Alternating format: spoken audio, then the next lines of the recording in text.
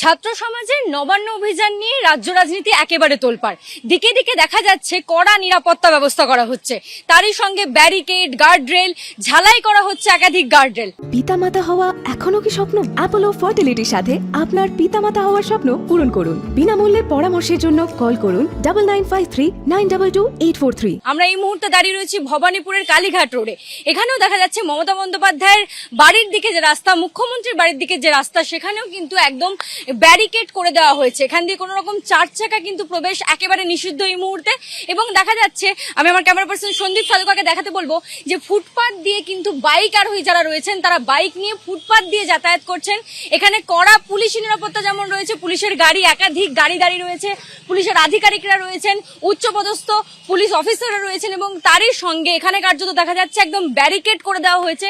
মুখ্যমন্ত্রীর বাড়ির বাইরে কড়া ব্যবস্থা আমরা দেখতে পাই, নিরাপত্তা ব্যবস্থা বাড়ির ওই দিকে থাকলেও এই দিকের রাস্তাটা কিন্তু মূলত সাধারণ মানুষের জন্য খোলা থাকে, তারা চলাচল করতে পারে। এদিক দিয়ে চার চাকা যাওয়ার ব্যবস্থা রয়েছে, আসার ব্যবস্থা রয়েছে। কিন্তু এই মুহূর্তে দেখা যাচ্ছে যে নবান্ন অভিযানকে ঘিরে যে একদম তোলপাড় রাজ্য রাজনীতি, দিকে দিকে প্রশাসন কিন্তু ব্যবস্থা নিয়েছে, কড়া পুলিশি নিরাপত্তা জারি করা হয়েছে কলকাতার একাধিক জায়গায়, হাওড়ার একাধিক জায়গায়।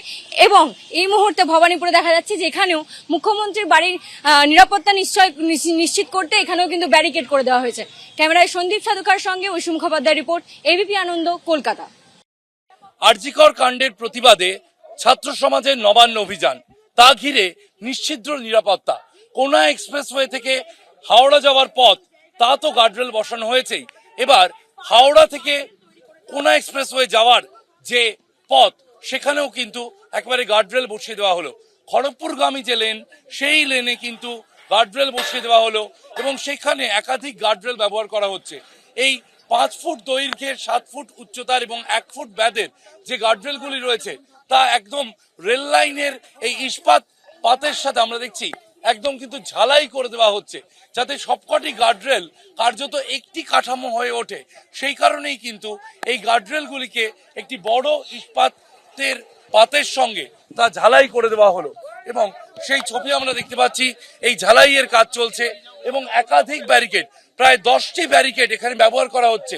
পরপর ব্যারিকেডগুলি এই যে ইস্পাতের পাত, সেই ইস্পাতের পাতের সাথে কিন্তু ঝালাই করে দেওয়া হচ্ছে। শুধুই কি এই গার্ডরেল না, তার সঙ্গে কিন্তু একাধিক আরো গার্ডরেল রয়েছে।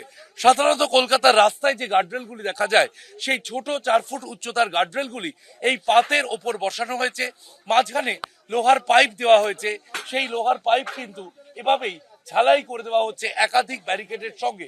এর পাশাপাশি থাকছে আরো একটি সিঙ্গেল ব্যারিকেড। এই 3টি ব্যারিকেড কার্যত জুড়ে একটি কাঠামো গঠন করা হচ্ছে, যা ঝালাই করা হচ্ছে এবং বন্ধ করে দেওয়া হলো হাওড়া থেকে খড়গপুরগামী লেনও।